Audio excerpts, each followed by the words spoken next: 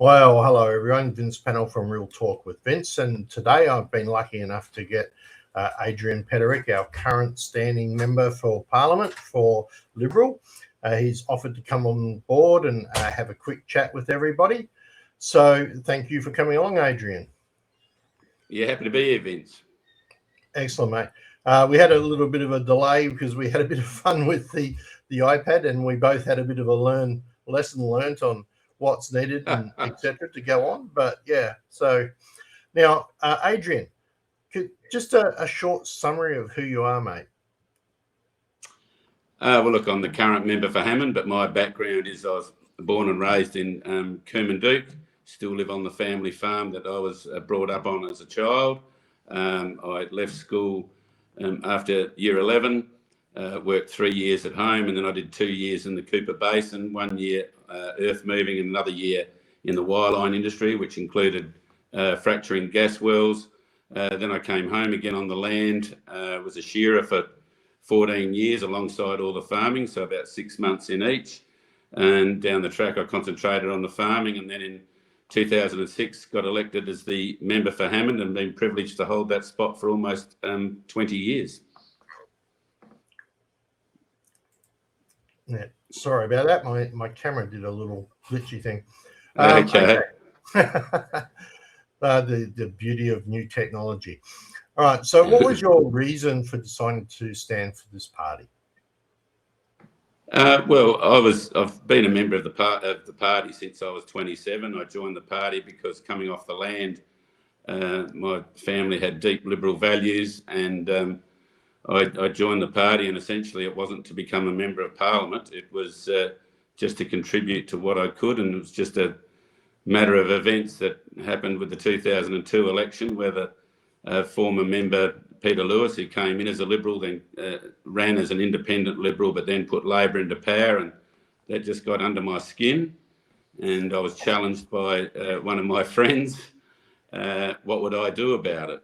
And that was the impetus. That was the impetus to run, and that was way back in October 2002. Was pre-selected in 2004, and then was elected in March 2006. So you've been in this position ever since then, effectively? Yeah, just a bit over 3 weeks short of 20 years. Yeah, absolutely. Yeah. Wow, what a record! 5 terms. Yeah. Well, nice. it's a fair term. There's a few. Well, there's quite a few members have done longer terms, but I've been committed to the electorate, committed to getting outcomes, and you know, I've got good staff, and happy to do my best for the electorate. Excellent. All right. Well, we'll move through these. The first one we're going to talk about is power bills. All right. So power bills keep rising in South Australia households. What's your position on renewables? And do you think the pace of the transition has pushed electricity costs too high for ordinary families? Well, the mad rush to renewables has inflated power prices to where we have the most expensive power prices in the land. And it has just been madness to push that hard. I think it was madness when the Port Augusta power station got pulled down. And quite frankly, if we want sustainable energy and we want to have energy that stands up, not just sustainably for the pocket, but to give us that energy supply, we need a good baseload power. So we need gas, and that's why we are proposing to make sure there's a 200 megawatt power station at Torrens Island keeps going into the future. But in the longer term, I believe nuclear will play a role in making sure that we can have sustained electricity. The power lines, you put that station in South Australia in Port Augusta, the power lines are already there, the grid's already there, and we can just get on with it. And we did great work in initiating Energy Connect when we were in power, which is another interconnector through to the eastern states, because we're already interconnected with 2 other interconnectors. And that exchanges the renewable power and the other power that's generated here through to the eastern states. And then when we need it, we can import coal-fired generation and other generation from the eastern states as well. Hey, excellent. Well, this one's a throw-in question because this got asked by a person, so this is not normally included in this. I am going to ask the Hammond people. I'll have to go back and get Rob's opinion on that. But We've Yeah.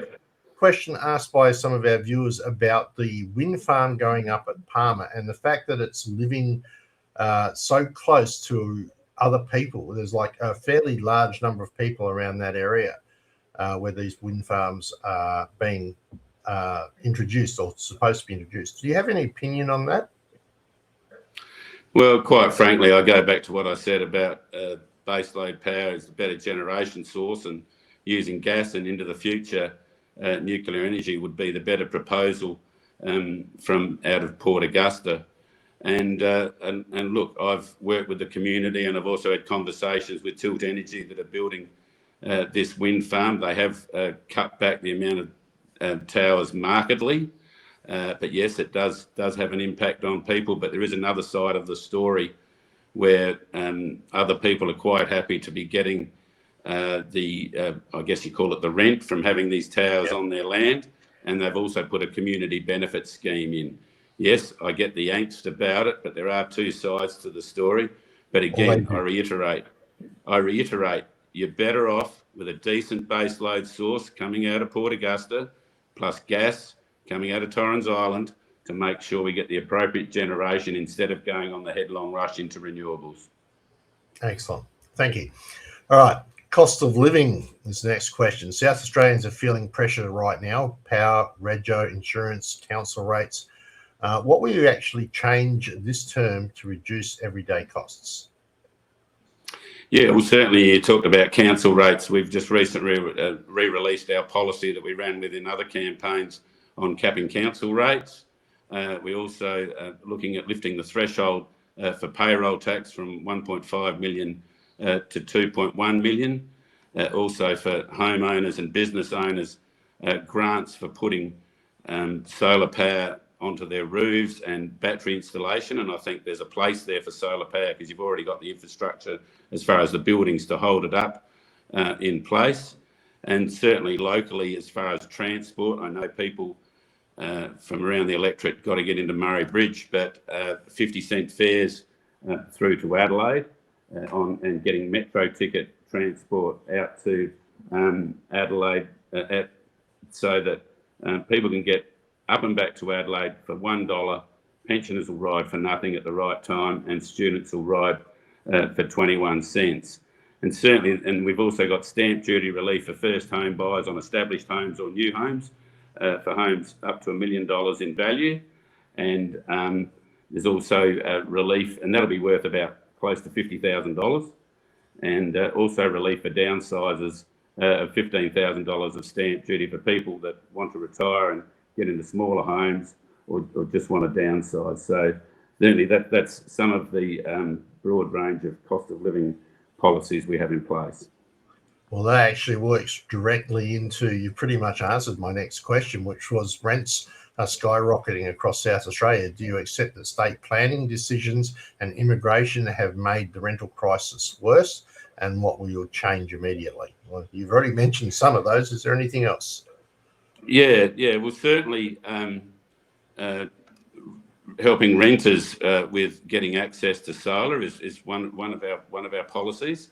But look, this state has been based on migration since 1836. My family came out in 1840, and certainly in regards to this electorate especially, if we didn't have a migration strategy, targeted migration strategy, we literally would have businesses that would not function here in the Murraylands. Thomas Foods, Big River Pork, Costa Mushrooms, just to name the three big ones, who employ somewhere north of about 12 or 1,300 people all up, and plus other companies that need targeted migration. That's what we need to get the business going in the area. And yes, that does put a demand on housing. So migration is fine. In fact, it's good for this country, but it has to be targeted. And we have to lower the numbers nationally to what they are. You cannot just have migration for migration's sake. If it's targeted migration, where you're targeting jobs and inputting into Australia, we've got to remember, back into the 50s and 60s, post World War II, it was the Greeks and Italians that built a lot of homes, built this country, and snowy hydro over in the eastern states and other major projects, and so we would be sunk without it. But you have to do it the right way. I stress that.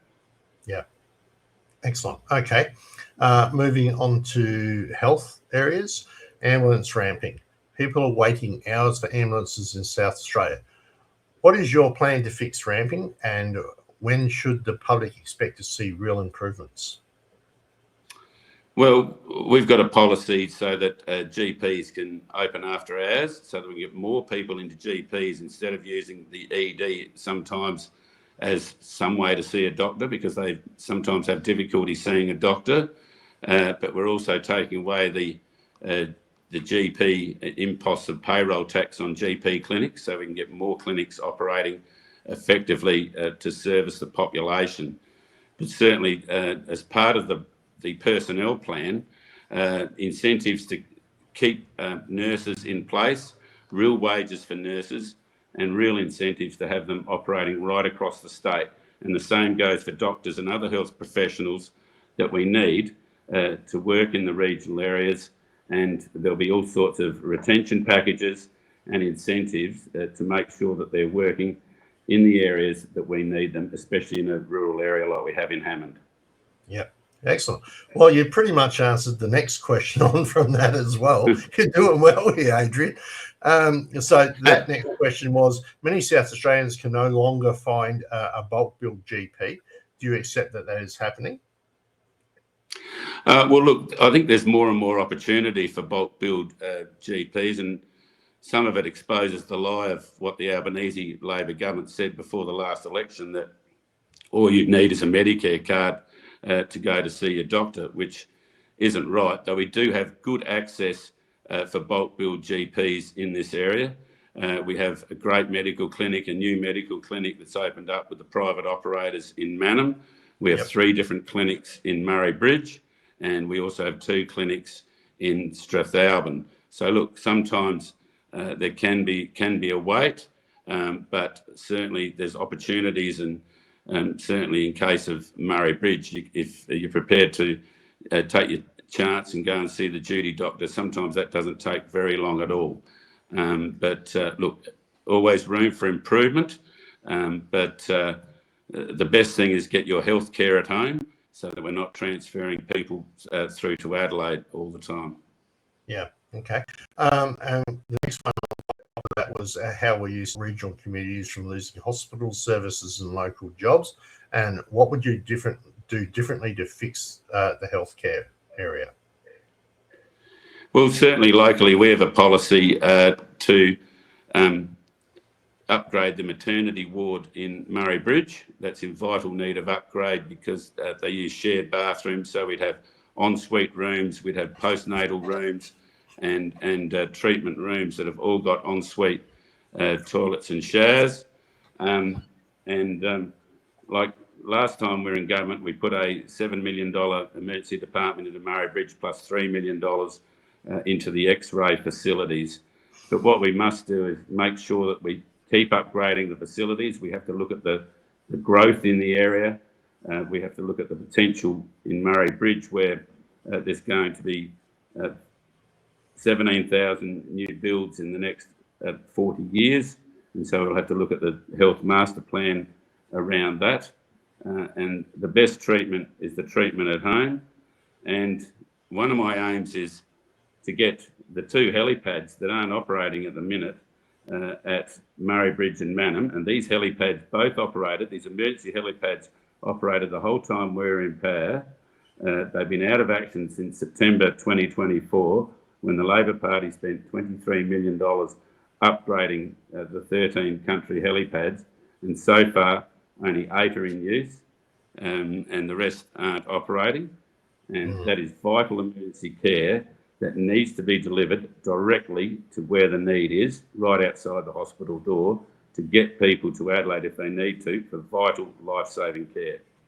Yeah, I believe from the rumour around town here in Mannum that they're actually doing their first major test flight on the new helipad they've spent millions of dollars upgrading. So, all right. Well, that would help. Yes, that would help. Yeah. Crime in suburbs and regions. people in both suburbs and regional South Australia feel that they are less safe than they did 5 years ago. Why do you think that is, and what would you do to change it? Well, I think we've had a problem with the Labor Party and government not recruiting enough police officers and not putting in retention plans to keep them in place. I think that's been a major issue.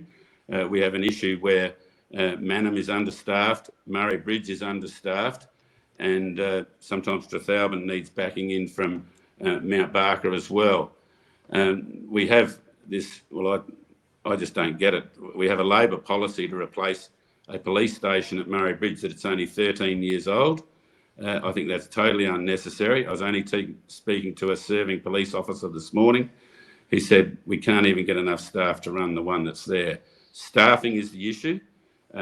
Police on the beat is the issue. And certainly for the electorate, we need police based in Murray Bridge so they can work in Murray Bridge and they can back up surrounding stations when they need to. That's what we need. We need more police on the beat so they're ready to serve the community and get on top of crime. Excellent. Thanks, Adrian. All right. Should repeat offenders who commit violent crimes face jail times? Yes or no? Absolutely.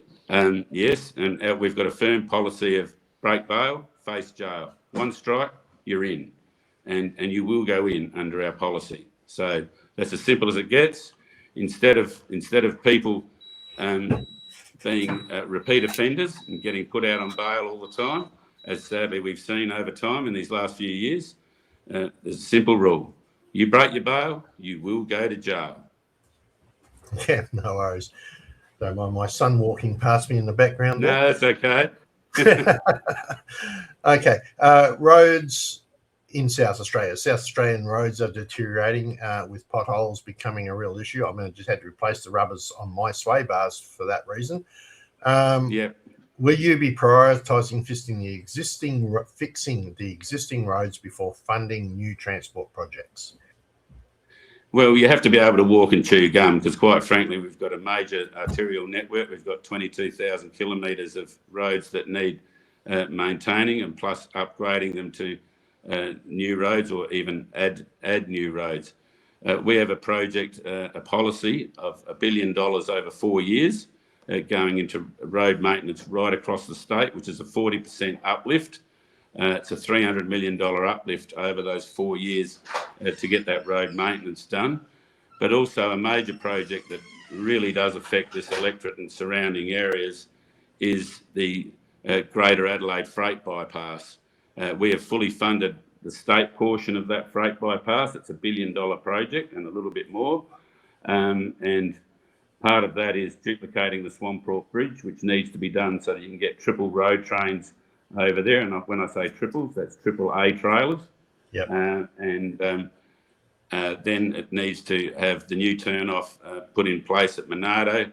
There need to be some roadworks there with roundabout and there'll be some other works that need to be done to smarten the intersections up as you head round to the Murray Bridge Mannum Road. And then obviously works around Sedan and Cambrai and the Truro Freight Bypass as well. And let's not forget there's already many trucks going around that route already because anything bigger than a B double cannot go down the freeway.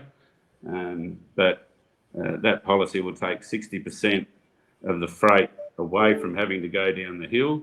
And the beauty of it is, even though it's a bit further, because people eventually will be able to tow 3-trailer road trains, the efficiencies will make that work. But let's not forget that still leaves that 40% of that freight, which still has to go down the freeway, will be going down the freeway to service those areas. Yeah, excellent. Okay. Small businesses are closing under rising state costs and regulations. What will you cut, freeze or change to keep them operating? Well, we've got, as I indicated earlier, we're doing work around payroll tax, lifting the threshold from 1.5 million to 2.1 million. And we're also taking away the issue around having apprentices or trainees listed involved in that payroll tax. So they'll be taken out of the equation. So that'll boost training as well. That will support business, and that'll be a direct support to business. And we're about small government, getting out the way of business, letting them get on with the job. So we'll be taking away the red tape, the green tape, to make sure that they can function appropriately. And as I indicated, there'll also be a scheme in place. It's one of our policies, so that they can also, to save money on energy, which is so expensive in this state, to put solar on their businesses and batteries in place, so that they can function appropriately. We need to do all we can to support small business, because they are the engine room of this economy. Yeah, agreed.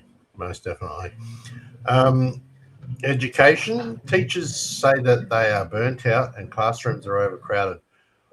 What changes will you make now rather than after another review or inquiry? Yeah, well, certainly we've got a major fund of over $100 million. I think it's $120 million to upgrade schools, and certainly we had a major program when we were in government to fund schools. We put a new school at Whyalla that was $100 million. Certainly in this electorate alone, we spent $32 million on schools right across the electorate, from Strathalbyn, Langon Creek, Murray Bridge and Mannum. And I was very proud of that investment going in. And what we need to do is make the workplace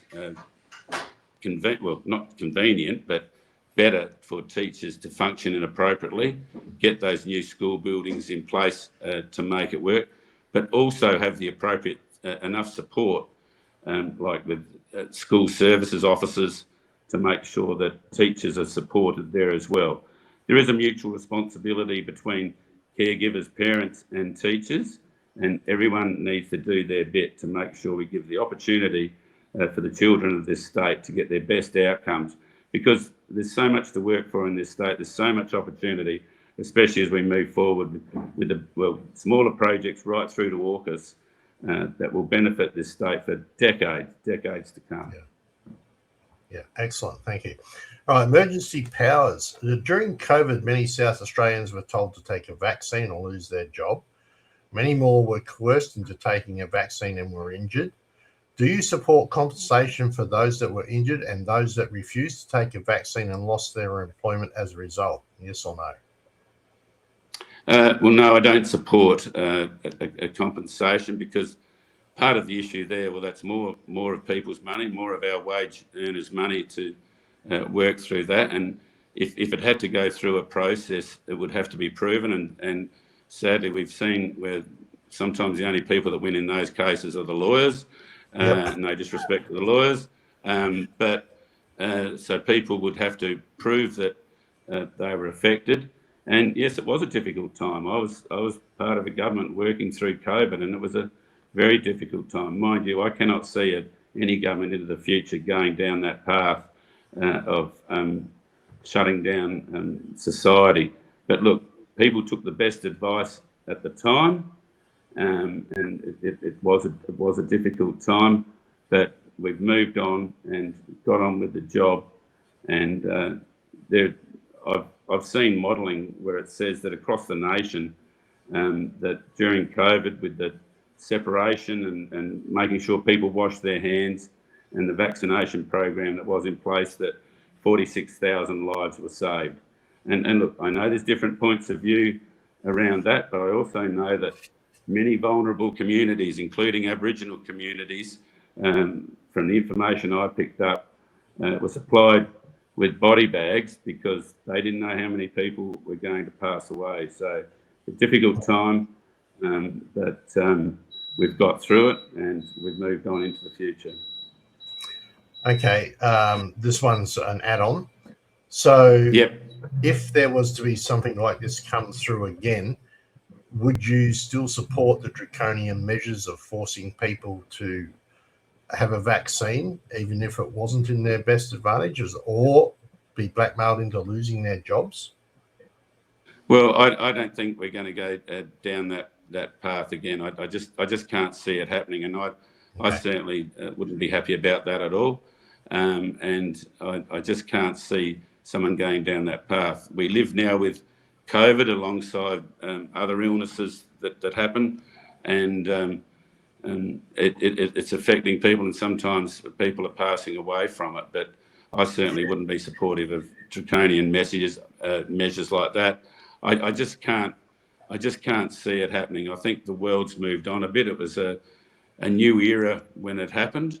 And I know there's different points of view around it, but we as a government at the time had to make the best decisions we could to try and keep people safe. I think the one thing that was one of the practices that got people through the Spanish flu over 100 years ago was the fact of people just washing their hands. I just couldn't believe that something so simple that sometimes people just forget for whatever reason. We all got busy lives. That can save a lot of grief, and not just with COVID. Yeah. Flu, a whole range of issues.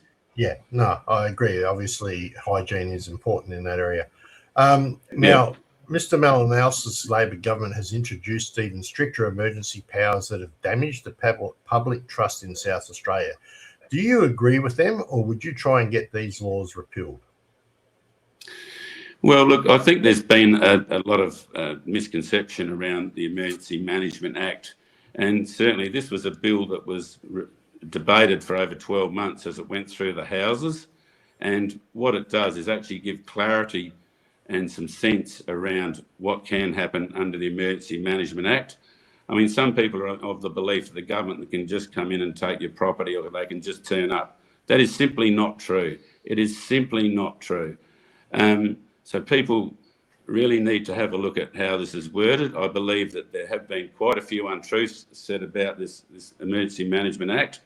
But what I will say, when it was enacted during the River Murray flood, and me as Emergency Services Shadow Minister and the local member for Hammond, working right up and down the river from the border near Renmark right through to the Coorong, I had unfettered access to the chief executives that I needed to talk to, whether that was the chief executives of the Environment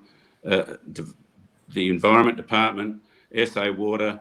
I was talking to Chris Beattie from the SES, and it was just so good. The real-time work that we were getting done because it was an emergency, and making sure levies got put in place, making sure I could keep trucks on levee banks when the government got nervous, especially with the Jervois levee bank.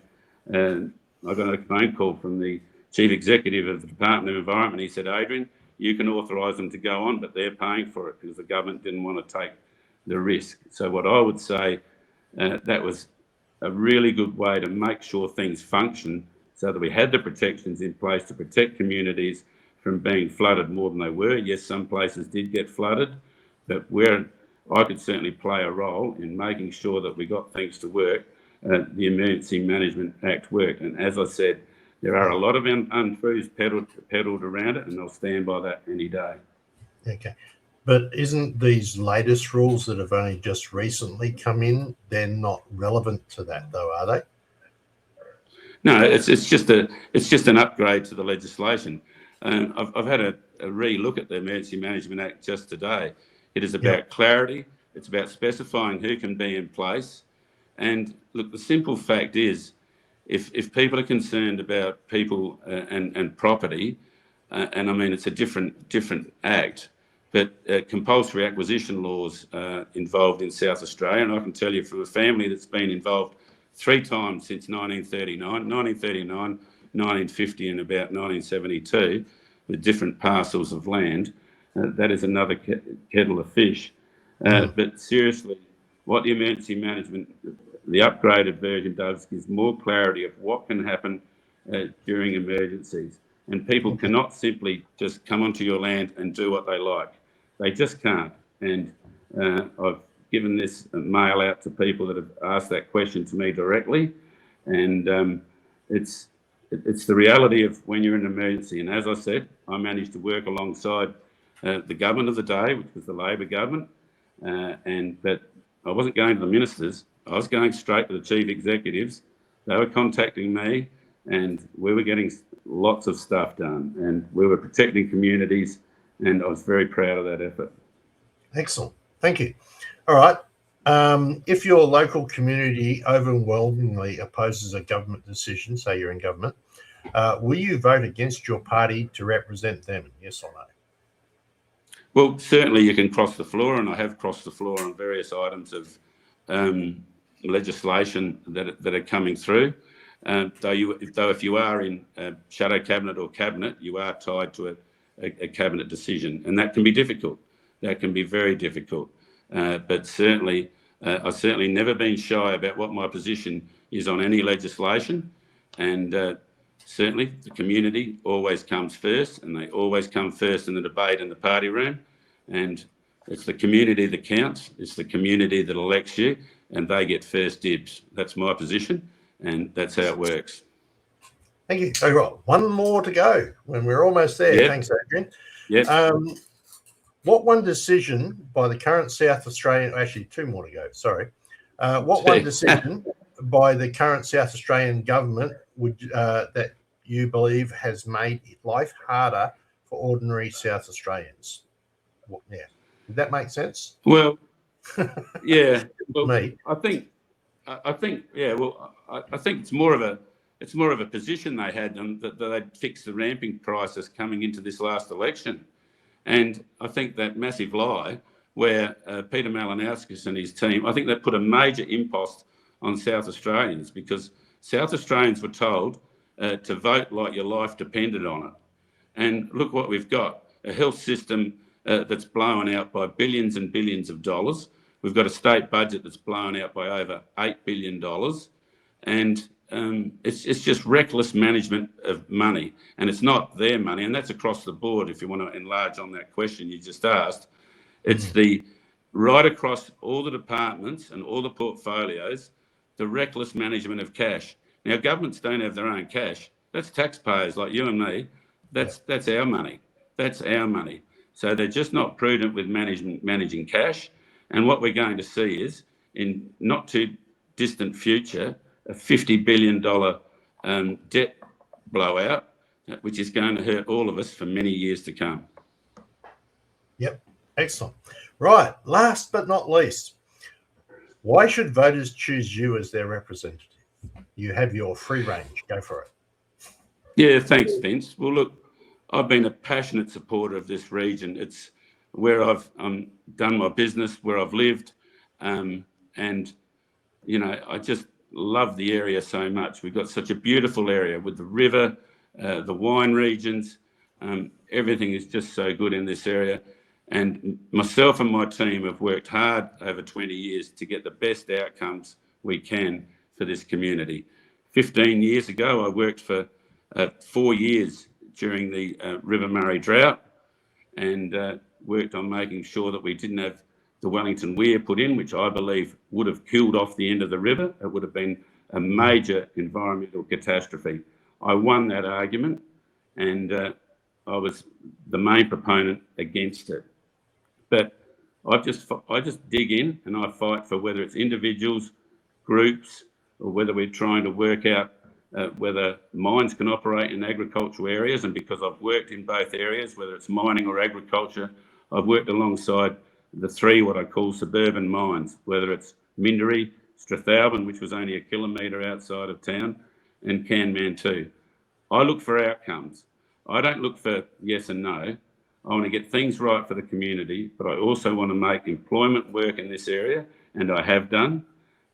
We worked when Thomas Foods burnt down in early 2018 to make sure that they rebuilt, worked with the federal government to put $24 million of community funding into there to make it work, to get infrastructure in place like roads, water and gas.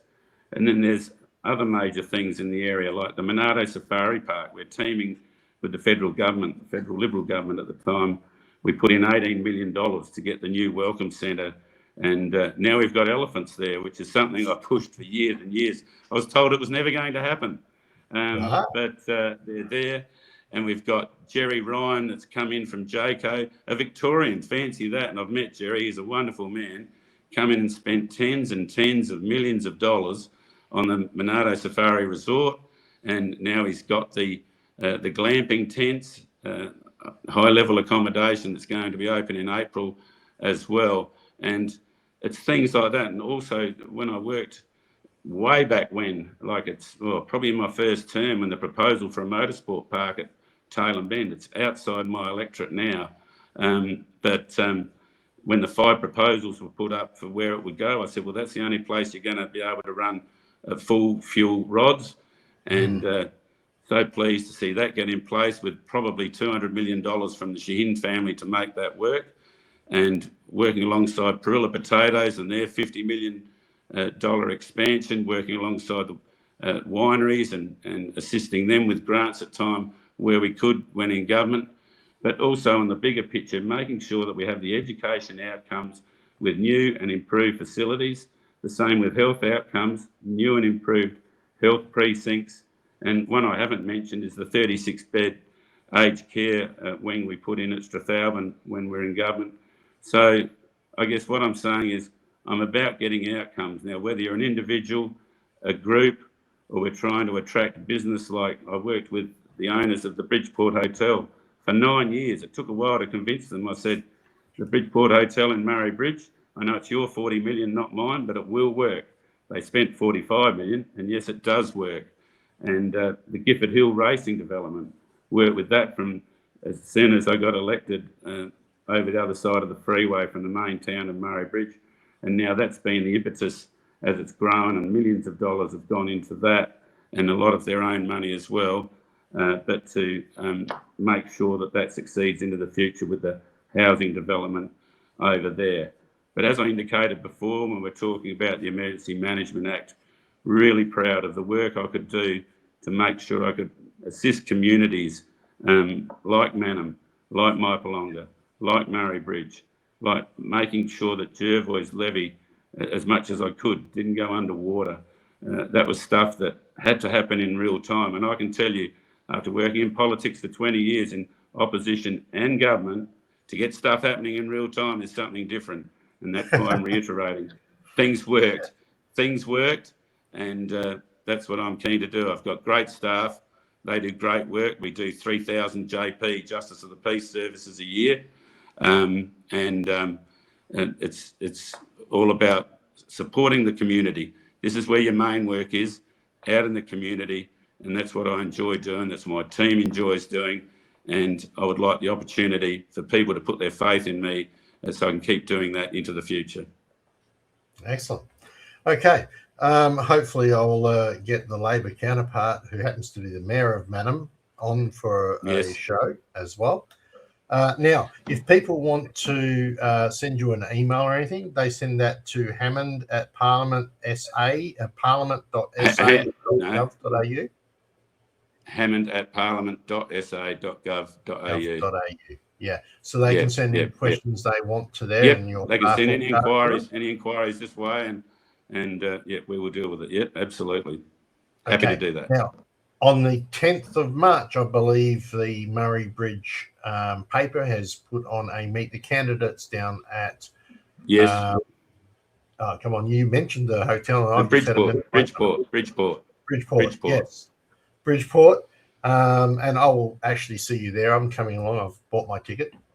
So good. I shall catch you there. But if anybody's interested, that is available online. Go see the Murray Bridge News. They'll point you in the direction, and you get a chance to meet the candidates in person.